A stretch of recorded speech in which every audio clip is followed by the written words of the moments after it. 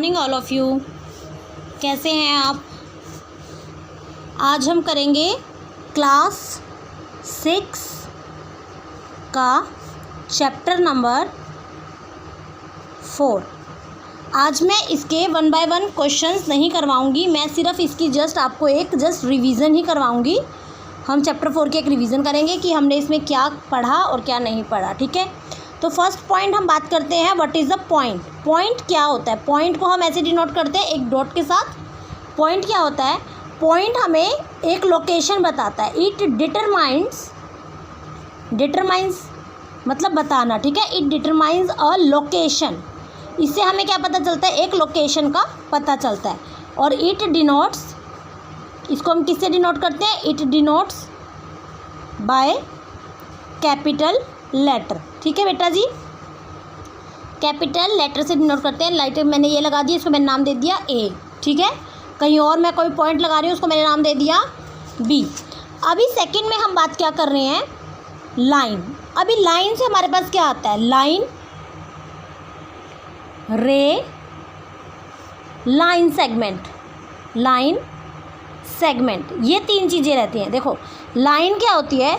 जब हम ऐसे, ये लाइन है ना, इसमें दोनों तरफ एरो लगे हुए हैं, यानी कि ये क्या होता है? ये दोनों तरफ से एक्सपेंड हो सकती है, बढ़ सकती है। ठीक है, लेकिन जो रे रहता है उसमें एक साइड पॉइंट होता है और दूसरी तरफ से वो बढ़ सकती है। जैसे कि सन से क्या निकलता है?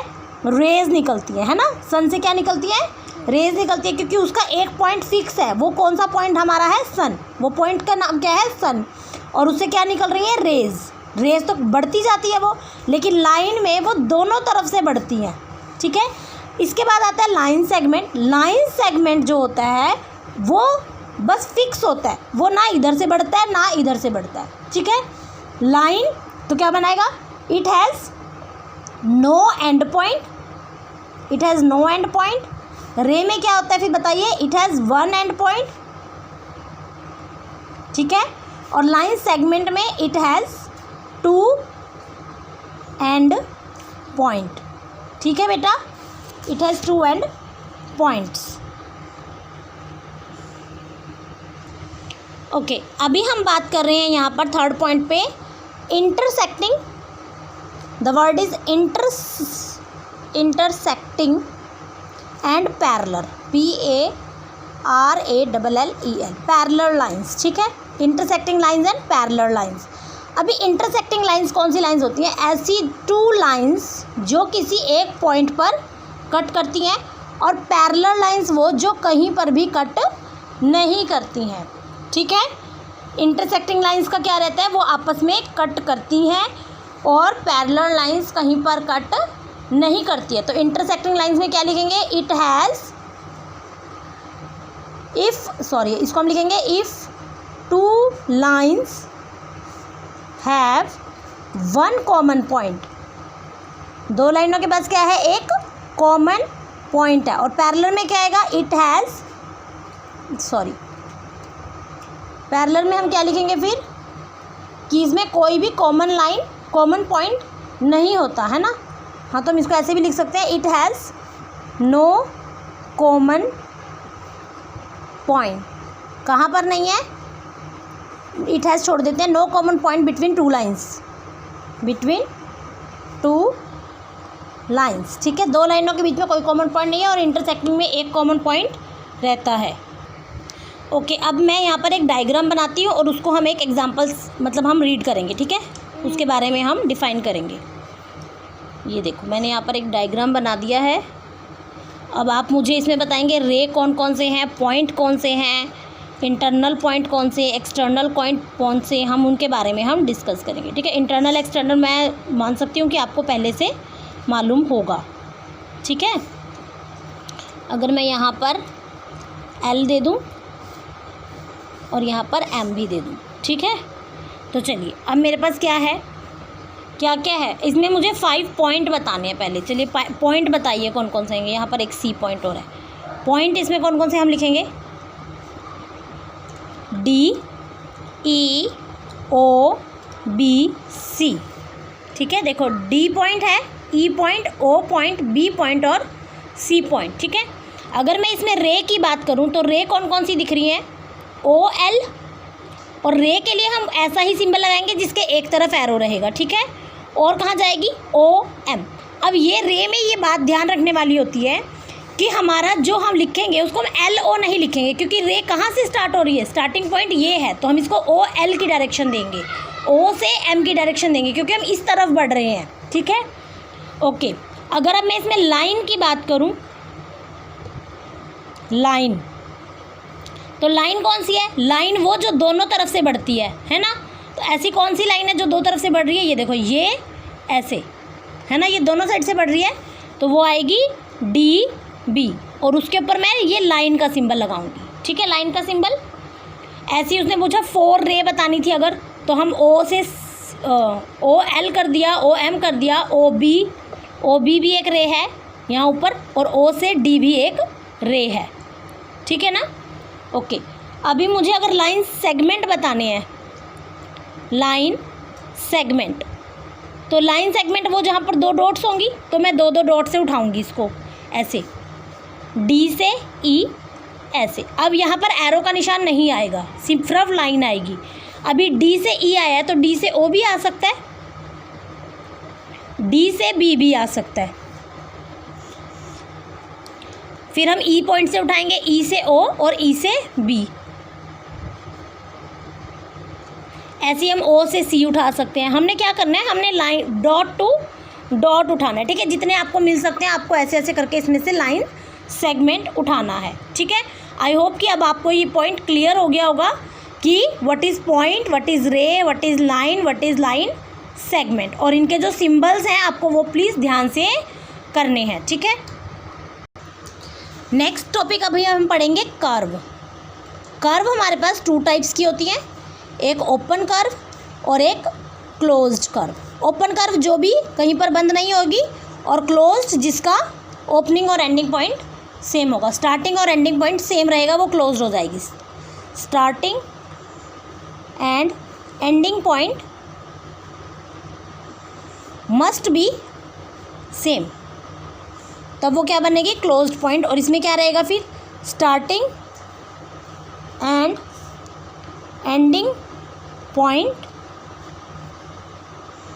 आर नॉट सेम, वो दोनों सेम नहीं होंगे, ठीक है।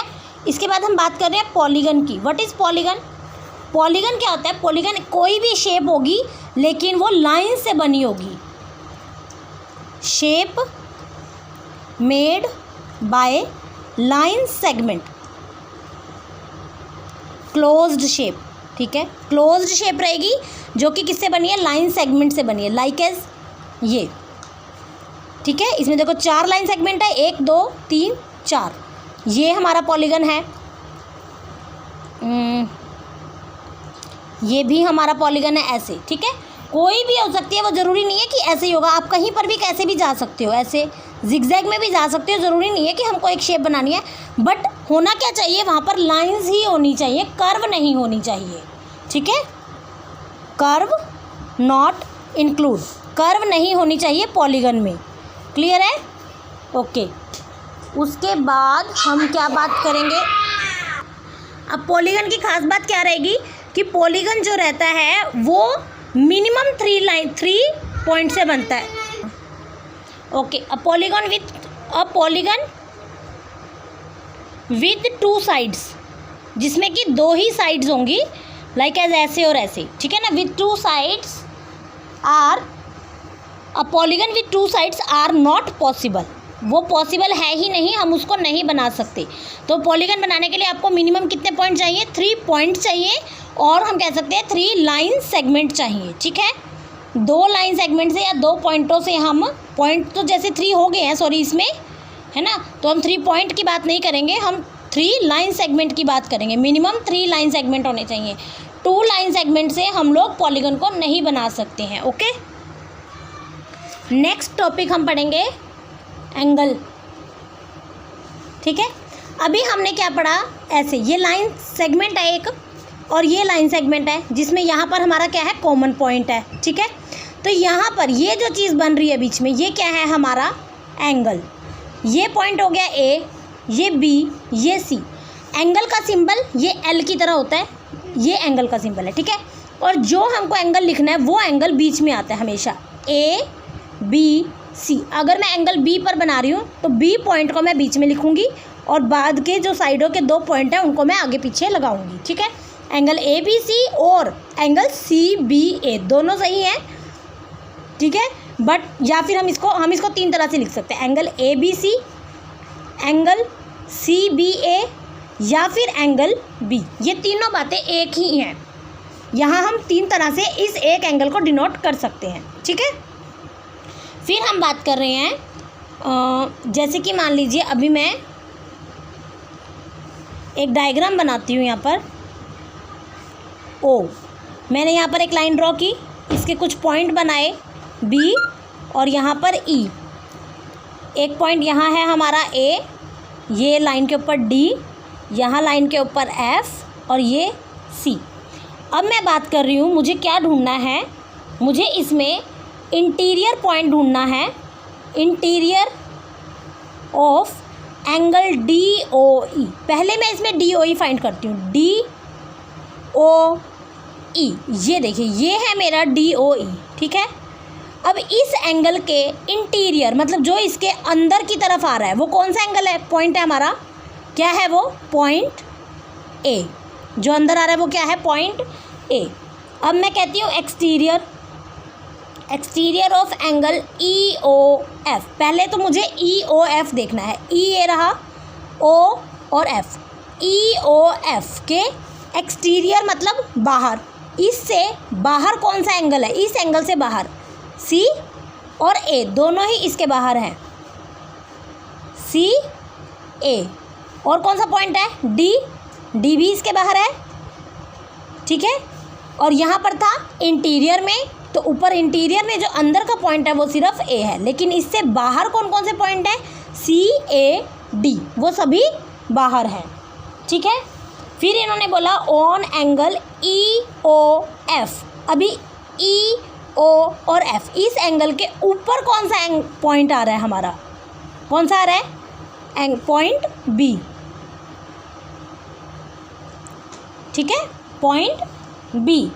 फिर हम बात कर रहे हैं अगर हमको एक ऐसा पॉइंट बनाना है, वन पॉइंट इन कॉमन। अभी हमको एक ऐसा डायग्राम ड्रॉ करना है जिसमें एक ही पॉइंट कॉमन हो। तो ये देखो ये हो गया सी, एक पॉइंट कॉमन हो गया। अगर मुझे इसी में 2 पॉइंट कॉमन करने हैं, 2 पॉइंट कॉमन करने हैं तो मैं क्या करूँगी, ऐसा ही डायग्राम बनाऊँगी, एक पॉइंट ये और एक और पॉइंट ले लूँगी डी। अगर मुझे 3 बनाने हैं तो मैं इसी पर एक और बनाऊँगी ई, ऐसे मैं इसको बढ़ाती रहूँगी। लेकिन अगर वो बोल रहा है 1 रे इज़ कॉमन, 1 रे इज़ कॉमन, तो हम क्या करेंगे, हम ये बनाएंगे एंगल और इसमें से एक रे निकालेंगे, एरो लगाएंगे तो वो रे बनेगी। तो इसमें क्या कॉमन है, एक रे, ये एंगल और ये एंगल, 2 एंगल बन रहे हैं यहाँ पर, और ये जो रे है मेरी ये क्या है, कॉमन रे, ठीक है। अब हमारे पास क्या दिया हुआ है, हमारे पास अब एक ट्रायंगल दी है, ठीक है।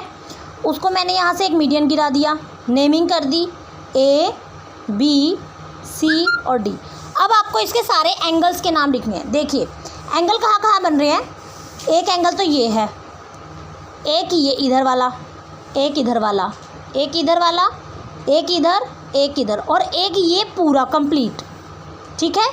तो अब लिखेंगे कैसे, इनको बना तो दिए हमने, अब लिखें कैसे। मैं पहले इनको वैसे ही सिंपल नेमिंग दे देती हूँ ताकि फिर मैं नेमिंग के साथ आपको बताऊँगी मैंने किस एंगल को क्या नाम दिया। 1 2 3 4 5 6 और ये जो बड़े वाला एंगल है इसको मैं नेमिंग दे रही हूँ 7 की, ठीक है। अभी 1 एंगल का नाम क्या रहेगा मेरा, एंगल बी। 2 का क्या रहेगा, 2, ये देखो इसका जो कॉमन पॉइंट है ये कहाँ बन रहा है, इस लाइन और इस लाइन के बीच में बन रहा है ना, तो ये कहाँ से शुरू हुआ, इसका स्टार्टिंग पॉइंट बी और इधर से पॉइंट क्या है ए और ये इंटरसेक्टिंग पॉइंट क्या है डी।